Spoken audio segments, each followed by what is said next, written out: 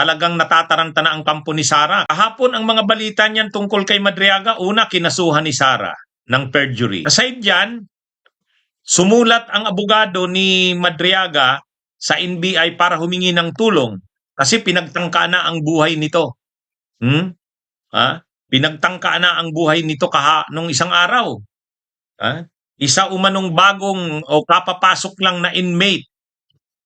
Malaking lalaki. Pinagtangkaan ang buhay umano ni Madriaga. Kaya parang nangyayari yan lahat ngayon. Dahil mainit na itong impeachment ni Sara, magiging mayor na testigo itong si Madriaga. So kaliwat kanan na ngayon ang mga nangyayari dito kay Madriaga. Ang una, kinasuhan ni Sara. Sabi ni Montulfo,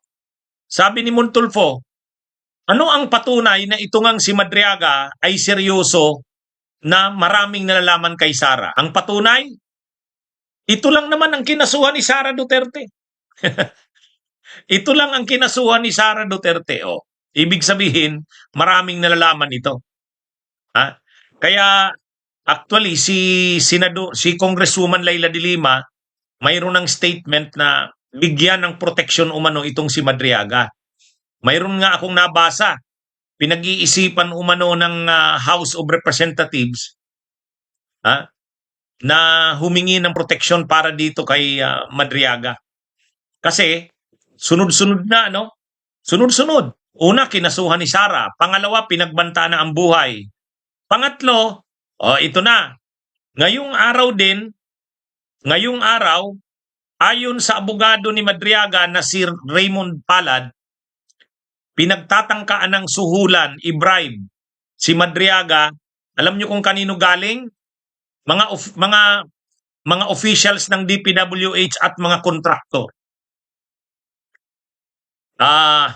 Inaalok daw ng 500 million to 1 billion na suhol si Madriaga para wag lang mag-testify kay Sara Duterte. Anong kaugnayan dyan ni Madriaga? Desperado na ang kampo ni Sara Duterte kasi hindi nila napigilan yung impeachment. Tinangka nila na kutin yung mga kongresista. Napapanood naman natin, nababasa, nakikita natin yung mga post ng mga DDS. Sabi ng mga DDS, handaan nga natin ang mga pangalan ng mga members ng Justice Committee. Bantayan natin sila. Pagdating ng eleksyon, gagantihan natin sila. Mayroong mga ganung post. Talagang nagkakalat sila ng mga pananakot sa mga kongresista. Yung mga kongresista na members ng Justice Committee gusto nilang takutin. Pero wala, hindi umubra.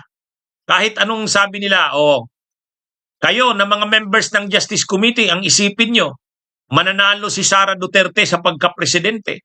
Pag nanalo yan, bahala kayo. Pero walang nangyari. Ang boto kahapon ay 54-1. Isa lang yung bumoto para kay Sara Duterte. Yung bastos na si Suntay, yun lang. 54-1. Matindi yun. Wala. Kaya hindi nila napigilan kahapon kahit man lang 1/3 sana ng kongresista kahapon. Wala, hindi sila nakakuha. Kaya sigurado na sila nalulusot na ito sa plenaryo. Kasi ang kailangan lang naman sa plenaryo 105 na boto 105. Ay 54 na yon, 51 na lang ang kailangan. Wala na, lusot na ito. Kaya yung mga pananakot ng mga DDS hindi umubra. Kahit si Harry Roque, pinanood ko yung vlog ni Harry Roque kagabi. Alam nyo naman ako, pinapanood ko rin yung mga yan. Alam nyo, inisa-isa ni Roque yung mga senador. Natatawa ako kasi habang iniisa-isa ni Roque yung mga senador, syempre marami ring tagahanga si Roque ng mga DDS. Iniisa-isa ni Roque yung mga senador kagabi, nakikita niya, delikado pa lang makonvict si Sara. Kaya sabi nung mga DDS na nagre-react, attorney, Spokes, wag mo naman kaming pahinain ang loob para mo namang sinabing makukonvict si Sara. Inisa-isa kasi ni Roque kagabi yung mga kongresista. Ay hindi, yung mga senador. Inisa-isa niya yung mga senador. Sabi niya, okay, mayroong siyam mayroong siyam na minorya pro Duterte. Tapos sabi niya, ang problema dito kay Bato at kay Bongo, malaki ang posibilidad dito, mangyayari doon ang nangyari kay Digong. Kay Tatay Digong, sabi niya. Maa-aresto rin ito. Tapos ito-turn over na naman ito sa ICC. Sabi niya, 7 na lang. 7 na lang. -2, Bongo at Bato. Tapos sabi ni Roque, si Chis Escudero, Joel Villanueva, Jinggoy, makukulong din ito. Kasi may mga kaso na may mga kaso sa flood control. Di ilan na? 5 na. So sabi ni Roque, 5 na ang mababawas. 4 na lang ang matitira. Kaya sabi ni Harry Roque, wala na. Wala tayong dito, mahirap. Sige nga, tingnan ko nga doon sa mayorya, baka may bumaliktad din. Ang nakita niyang posibleng bumaliktad, sabi niya, si JB Ejercito daw.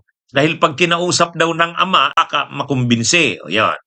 Tapos si Subiri daw, baka naman makumbinsi rin. Kasi taga Mindanao. Sabi niya, dadalawa lang pala. Dadalawa lang. Sa si Pia Cayetano, 3. Wala. Hindi malamang makukonvict si Sara. Kaya, sabi nung mga DDS na nanonood kagabi, pinapanood ko yung reactions. Spokes, attorney, wag mo naman kaming pahinaan ng loob para mo namang sinabing makukonvict si BP Sara. Napanood niyo ba? Sabi ko, matindi rin tong mga DDS eh.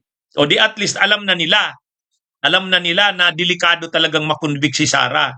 So, sa sitwasyon na yan, mga kabunyog, mga kababayan, sa sitwasyon na yan, nagkakandarapa na sila ngayon.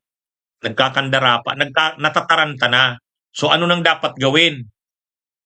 Itong si Madriaga, kinasuhan na ni Sara. Pangalawa, may banta na sa buhay. Nung isang araw, mayroon daw bagong inmate lang, kapapasok lang, ang laki daw ng katawan. Parang bouncer. Hinaras itong si Madriaga. Ay maliit lang na lalaki pala itong Madriaga na to. Kaya sumulat yung abogado ni Madriaga, sumulat sa tanggapan ni Attorney Melvin Matibag ng NBI, humingi ng tulong. Mabuti naman at nagresponde kaagad si Attorney Melvin Matibag. Nagpadala kaagad ng team at pinag-iisipan na i-secure si Madriaga. Pinag-iisipan na ilipat sa NBI facility. Kaya lang siyempre, nasa korte kasi yan. Korte ang magdi-decide niyan kung papayagan.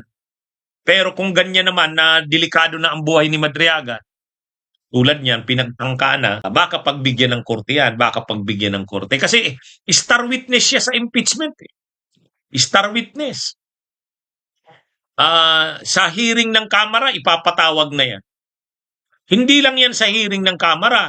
Dapat hanggang sa trial sa Senado. Kailangan ma-secure yan.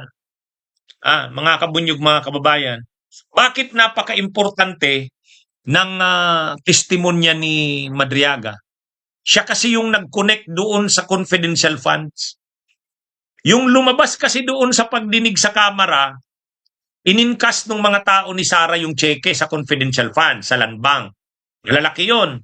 125 million, may 35 million, 35 million, 25 million. Ininkas yun nila sino bang mga nag-inkas? Yung Acosta, saka yung Paharda, yun yung mga nag-inkas. Pagka-inkas nila ng mga cheque, nasa duffel bags na, ininstruksyonan daw sila ni Sara Duterte na ibigay kay Nolasco o kaya kay La Chica, yung mga commander ng Vice Presidential Security Group. Pero pagkatapos dun wala na. Hindi na alam kung saan napunta. Pero dito sa sinumpaang salaysay ni Madriaga, sinabi niya, pinatawag siya ni Nolasco, may binigay sa kanyang mga duffel bags, diniliver niya. Ang isa diniliver niya doon sa comedy bar sa Timog, ang isa diniliver niya sa isang mayor sa Laguna, at ang isa doon sa may ombudsman. So, importante si Madriaga dito. Importante. Kaya ito, mga kabunyog, mga kababayan, mukhang pinipilit itong si Madriaga na mapigilan na wag magtestigo, kinasuhan. Siyempre, ang purpose ng kaso, pananakot. Kumbaga, pahinain ang loob. Pangalawa, tinatakot, katulad nun, pinagtangka na ang buhay. O, ano na yan? Kumbaga mayroon ng, ano na yan, pamimwersa. Ang pangatlo, ito ngayon, sinusuhulan. Sa interview sa Historicon ni Attorney Raymond Palad, yung abogado ni Madriaga, sinabi nito na mayroong mga officials ng DPWH at mga malalaking contractors ang umalok ng 500 million pesos to 1 billion na suhol dito kay Madriaga basta't wag lang mag-testify laban kay Sara Duterte. Kaya itong mga may kaso na mga contractors at mga officials ng DPWH, ang pag-asa nila pag naging presidente si Sara sa 2028. Kaya dapat hindi ma-impeach si Sara. Dapat hindi siya ma-remove from office. Dapat hindi siya ma-perpetual disqualification from running for any elective office. Kasi pag na-impeach si Sara, removal from office yan, saka perpetual disqualification from holding public office. Hindi na siya makakatakbo sa 2028. Paano na ngayon itong mga may kaso na mga politiko? Paano na itong mga may kaso na DPWH officials? Itong mga contractors? Ang pag-asa nila si Sara. Kaya willing silang gumastos ngayon kahit bilyon para lang humina ang kaso kay Sara. Kaya ano yan, yung sinasabi ni Attorney Raymond Palad, mayroon ngayong mga pagtatangka, mga kabunyog, mayroong mga pagtatangka na suhulan si Madriaga para wag mag-testify laban kay Sara Duterte. Kaya ito, ngayon, bakit? Sinong gumagawa niyan? Sinabi ni Attorney Palad, mga officials ng DPWH at saka mga contractors. Ano naman ang connect? Yun na nga. Dapat si Sara matuloy ang pagkandidato sa 2028 at manalo. Kaya, dapat itong si Madriaga hindi mag-testify para hindi makonvict si Sara sa Senado. Kasi matibay ang testimonya ni Madriaga eh.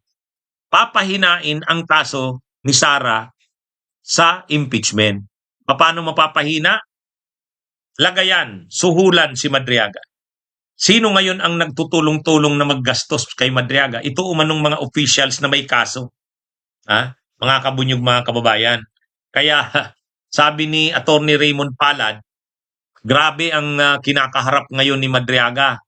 Kinasuhan ni Sara, tapos binabanta ng buhay, tapos sinusuhulan, talagang ginagawa ang lahat para wag magtestigo si Madriaga kay Sara sa impeachment. At ito namang mga contractors na ito na may mga kaso at itong mga officials ng DP na may kaso ay ngayon, nag-uusap-usap paano matutulungan si Sara na wag itong ma-impeach. O yan, mga kabunyog, mga kababayan. Grabe, Talagang matindi na ang nangyayari. Kasi talaga akala nila nung nakaraang taon, hindi natuloy ang impeachment ni Sara dahil kay Chis Escudero. Pagkatapos diniklara pa ng Korte Supremang unconstitutional, akala nila noon tapos na, ligtas na si Sara. Hindi nila naiisip yan na ang mga nagsusulong ng impeachment ni Sara, hindi naman mga bayad yan. Ang nagsusulong ng impeachment ni Sara, civil society, cause-oriented groups, mga progresibong grupo. Kaya kahit hindi natuloy yung impeachment nung nakaraang taon, di ngayon. Yan na. Kahit mahirap ang impeachment na ito kasi dumadaan sa proseso, ang haba-haba ng proseso, hindi sige, dadaanan pa rin. So, ang akala ng kampo nila Sara, pus na ang problema niya sa impeachment niya. Hindi. Kaya ngayon,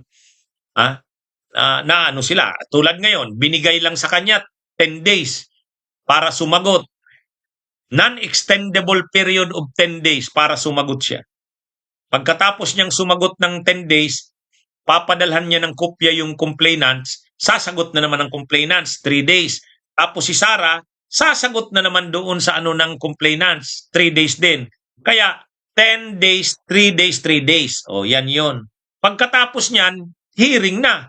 Trial na, hearing na ng Justice Committee. Doon na ipapatawag si Madriaga. Mga kailan kaya yan? After Holy Week na yan. After Holy Week na yan. Ngayong kahapon, pinadalhan na kaagad ng si Sara. Sinerve na kaagad nung notice galing sa Justice Committee. Kaya yan mga kabunyog, pinadalhan na kahapon. Nakita ko yung text eh.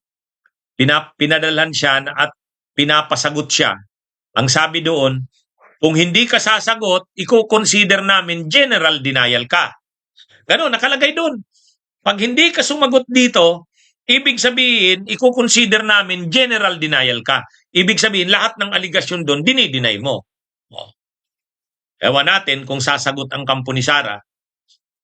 Pero sumagot o hindi, tuloy na ang hearing ng Justice Committee.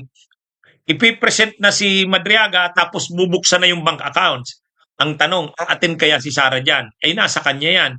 Hindi pwedeng ang mag-represent sa kanya abogado. Pwede siyang mag-assist. Pwede siyang mag-assist ng abogado niya sa likod niya. Pero siya ang aatin dapat at siya ang magsasalita. Bunyog, bunyog, halikan na kasama ka. Bunyog, kapag buklod ay may pag-asa. Luzon, Visayas, Mindanao, isa ang pananaw. Sa bagong Pilipinas ang bunyog isisigaw. Bunyog.